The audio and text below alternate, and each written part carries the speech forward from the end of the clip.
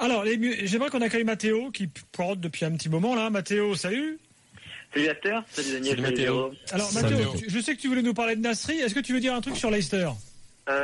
Alors, honnêtement, sur Leicester, oui, il y a beaucoup de choses à dire, mais vous l'avez très bien fait. Moi, j'avais remarqué que, normalement, il va y avoir un film qui va être fait sur Leicester, sur leur saison en Première Ligue, et je me dis que, vu ce qui se passe en Ligue des Champions en ce moment, ça ressemble de plus en plus à un film hollywoodien, voire à une tragédie avec le limogeage, de Ranieri. Si c'est un vrai scénario de dingue, ils vont aller très loin en Ligue des Champions et être relégués en Première Ligue. Alors, ça sera exceptionnel, mais le football n'est malheureusement pas un film.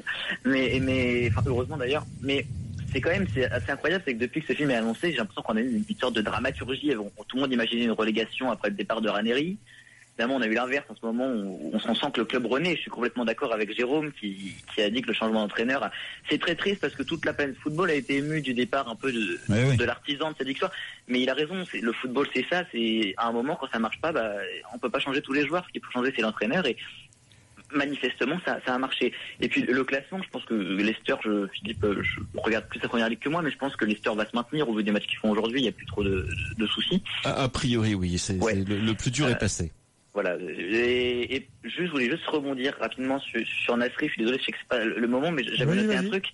C'est que ce joueur, donc je vais pas parler du match parce que vous l'avez très bien fait, si c'était indigne, mais c'est Nasri finalement. Mais ce joueur, il représente, à mon avis, tout ce que les Français, et quand je dis les Français, j'englobe même ceux qui suivent pas de près le football, ceux qui suivent l'équipe de France en Coupe du Monde, à l'Euro, etc. Tout ce que les Français n'aiment pas, c'est-à-dire tous ces Français qui sont désintéressés de l'équipe de France avant l'ère 2014, l'Euro 2016, etc. Ils représentent un peu la génération Benzema, Nelka, etc. Je pense à Benzema, parce qu'hier vous voyez le débat, qui donne une image du joueur qui met de côté l'amour du foot, qui met de côté finalement en avant le sport, mais qui met plutôt le paraître, les bagnoles, etc. C'est ce que renvoie l'image en tout cas de ces joueurs-là malheureusement. Et cette génération, les Français, je pense qu'ils en ont marre parce que l'équipe de France, elle se gère pas comme un club. Il n'y a pas que le talent qui compte. L'équipe de France, c'est un collectif et c'est l'image qu'elle dégage auprès des Français. Et je pense que l'image de Nasri, elle nuisait à l'équipe de France.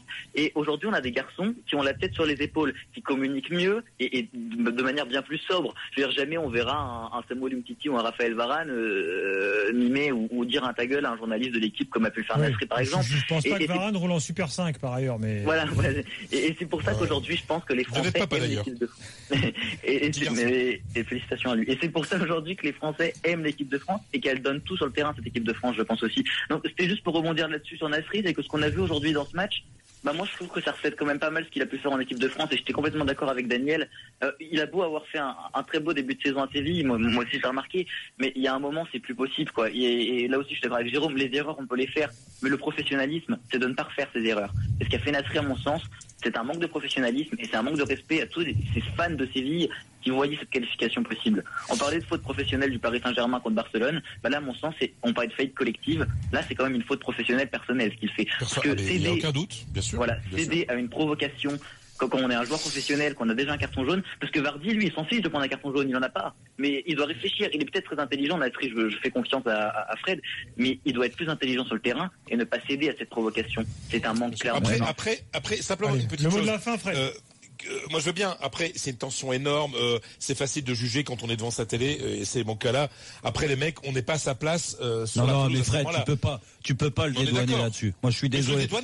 Je le dédouane pas. Moi je prends la responsabilité là-dessus parce que j'ai vécu ce genre de moment où tu peux être frustré, tu peux être énervé, mais au bout d'un moment il faut garder ton sang-froid. Et tu peux faire une erreur. Ça arrive à tout le monde et moi le premier. Mais après une fois que tu l'as faite cette erreur, déjà tu vas la payer individuellement, mais tu fais payer le collectif. Et là après tu dois t'excuser, mais après il faut la jouer tranquille. Et le problème c'est que Nasri dans un collectif, et comment c'était l'auditeur Mathéo, il a raison, dans un collectif Nasri énervé. Comment c'était l'auditeur? Non mais Mathéo il a raison, dans un collectif, il parle de l'équipe de France et je suis d'accord avec lui. Aujourd'hui ce qui fait la force de l'équipe de France, c'est le collectif. Et il y a des joueurs qui peuvent pas rentrer dans ce collectif même s'ils ont du talent énorme, et Nasri il en fait partie malheureusement.